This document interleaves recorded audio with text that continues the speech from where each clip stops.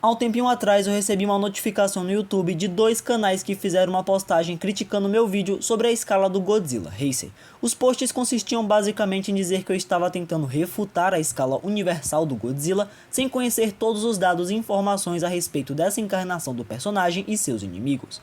E na realidade eu nunca quis refutar nada naquele vídeo, apenas mostrar minha opinião. Mas eu venho percebendo que essa escala universal vem se espalhando cada vez mais pela internet, e eu já digo logo de cara, ela não faz sentido. Então hoje eu, de fato, irei refutar todos os argumentos que colocam Godzilla como um personagem capaz de destruir universos. Então, sem mais enrolações, vamos refutar. Para iniciarmos nossa análise, temos que achar o ponto de origem dessa linha de raciocínio, e ela surge de um feito da Era Showa, onde o Godzilla participou de uma série chamada Zone Fighter, onde o próprio Zone Fighter enfrenta um kaiju dito ser da 4ª dimensão, o que automaticamente o coloca em nível universal mais, e como Godzilla enfrentou essa criatura, ele também estaria por volta desse nível. E futuramente, quando surge a Era Heisei, essa encarnação do lagartão é dita ser mais forte do que a era anterior. Então, seguindo essa lógica, se o Godzilla Showa já era universal mais, então o Heisei estaria acima disso, e há outros argumentos que são ditos provas para essa escala que eu vou trazer mais pra frente. Mas já refutando o feito 4D na Era Showa, ele só faz sentido quando analisado de forma isolada, pois se você for comparar com outros feitos nos filmes dessa era, especialmente os do Godzilla, vemos que não existe literalmente nenhum outro feito que reforce ou sequer chegue próximo desse nível, e isso é o que chamamos de outlier, que é quando um feito é totalmente inconsistente com um personagem ou o verso de uma obra e portanto é desconsiderado.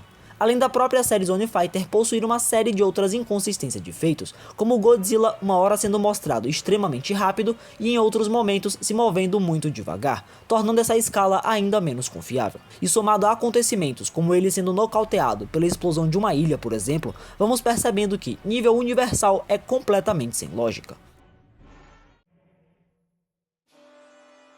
E agora, indo para a Era Heisei, existem duas coisas que são usadas para colocar esse Godzilla como um destruidor de universos. A primeira, que a gente já refutou, é a escala Showa, e a segunda coisa é o Space Godzilla. Isso se deve ao fato desse kaiju possuir a habilidade de manipular a supergravidade. E fazendo um breve resumo do que ela é, supergravidade é uma teoria da física quântica que diz que a gravidade, como conhecemos, é resultado da ação de gravitons, que são partículas 4D sem massa e que viajam na velocidade da luz. Então, teoricamente, se ele manipula partículas 4D, também possui essa dimensionalidade. Porém, em casos assim, existe a classificação HAX. Esse é um termo usado quando um personagem possui uma habilidade que está além dos seus próprios atributos como potência ou durabilidade. Aqui vai um exemplo prático.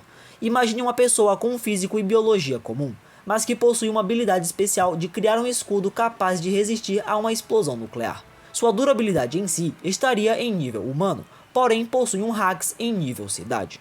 É mais ou menos esse o caso do Space Godzilla, onde ele tem acesso a uma fonte de poder 4D, mas isso não se aplica a seus atributos.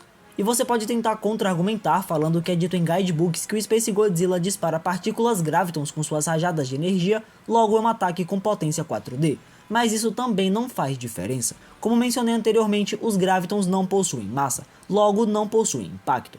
Eles são comparados a partículas de luz, os fótons, que a todo momento estão nos atingindo a 300 mil km por segundo e mesmo assim não percebemos. A única coisa que sentimos é o calor gerado por esses fótons. Dessa mesma forma, se um graviton for disparado contra alguém, a única coisa que esse alguém sentirá é uma força gravitacional, e esse é um fenômeno 3D. Em resumo, mesmo a fonte de poder do Space Godzilla sendo da 4ª dimensão, o efeito que esse poder causa está ligado a espaços tridimensionais, portanto abaixo de nível universal. E vale pontuar também que físicos assumem que seja possível criar gravitons dentro de um acelerador de partículas, então não é como se fosse necessário acessar outra dimensão para manipulá-los.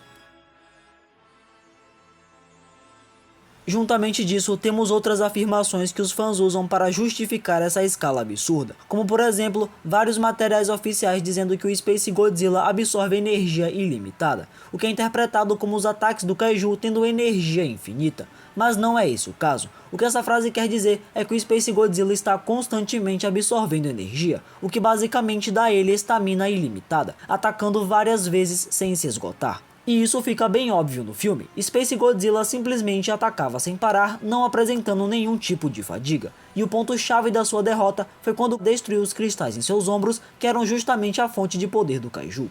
Outro feito muito discutido é o do Space Godzilla ter iluminado o universo no mangá. Só que primeiro, a gente não vê o universo sendo iluminado de fato, apenas uma parte dele. E segundo, mesmo que o feito fosse literal, a energia necessária para isso estaria entre nível Sistema Solar e Multissistema Solar. E essa foi justamente a escala que dei para o Godzilla Heisei no meu vídeo.